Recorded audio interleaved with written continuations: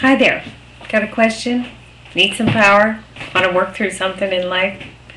Well, I'm your coach on call. So whatever the question is, send it in and we'll have a conversation about it. The conversation we're going to have right now is what happens when you're in a situation and you're having a fight with your boss and you're right in the thick of your argument. How's it going to go? Well, it can go a whole bunch of different ways. First of all, you can get completely enrolled in that argument, and you can say, you can keep being right about your opinion of how it should go. And where's that going to get you? That's going to get you in a position of being right about your opinion of how it should go. What about the possibility of not having to be right, but allowing your boss to be right?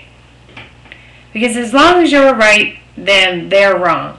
So that's never truly going to get you the result that you want.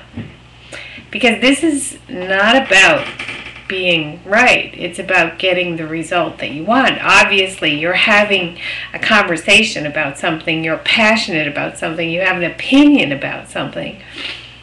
But arguing about how to get that result truly isn't going to make a difference in getting that result or not. So how do you get that result? You get that result by being able to stay committed to what it is that you want to achieve, yet allowing that person you're communicating with to stay in a space of grace and allowing them to have their opinion and perception of the situation as well. So how do you do that? Well, that's a great question. For one thing, we have got to seek to understand rather than be understood. When we seek to understand another person's position, in that moment, we gain access to them and they have access to us. As long as we're not in alignment or we're in friction with each other or we are being right about our situation, we really don't have any power in that situation. We've given our power over to the circumstance. So in an argument, understanding where that person is coming from is critical. And so is listening. Because we don't normally listen from a place of hearing that other person. We listen wanting to say something next, or waiting to get our position across, or listening so that we can create something else to be right about. That's not listening. That is not listening. Never had listened, and not presently listening in the conversation. So what it really means to be listened to allows everything to open up in a conversation.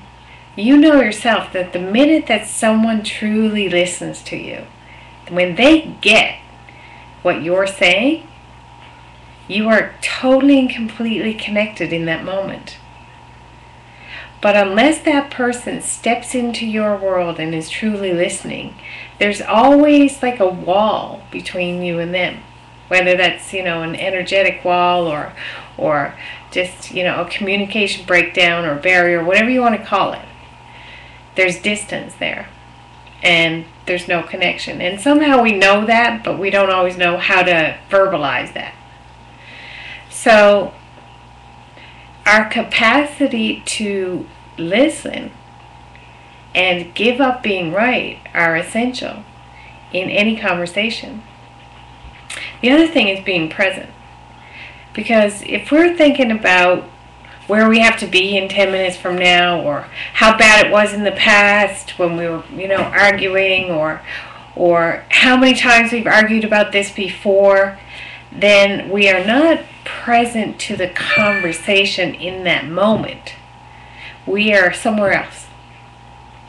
And our capacity to actually be present with someone in that moment will give us power and access to something completely different.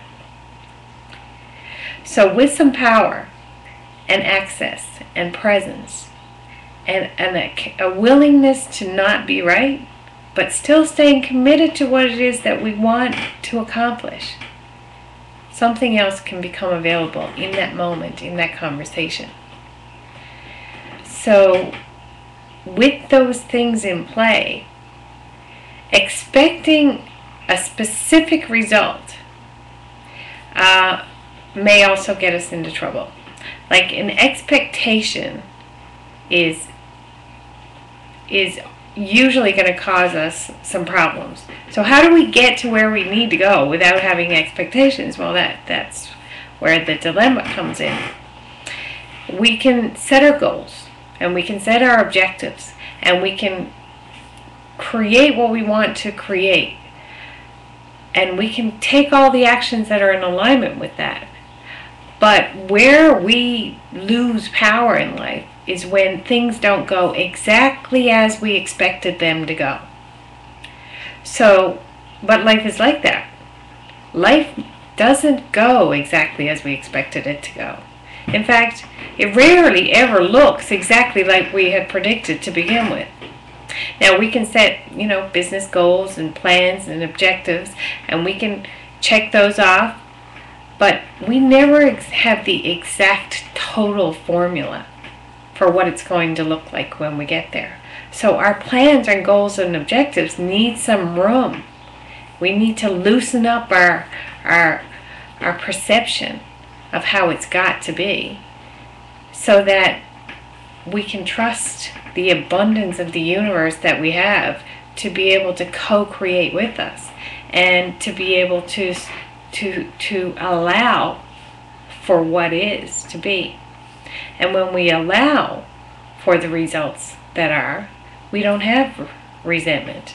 So we have nothing to feel bad about when that result is actually in alignment with our goal and vision, and often will end up being far better than we could even possibly have imagined, just because we trust the process. We were present to the conversation, present to the person we were speaking to, and we didn't have to be right about it all. So I invite you to try on a couple of those things the next time you're in a conversation, and let me know how it goes. I look forward to hearing about it. And if you have a question, please contact me, your coach on call.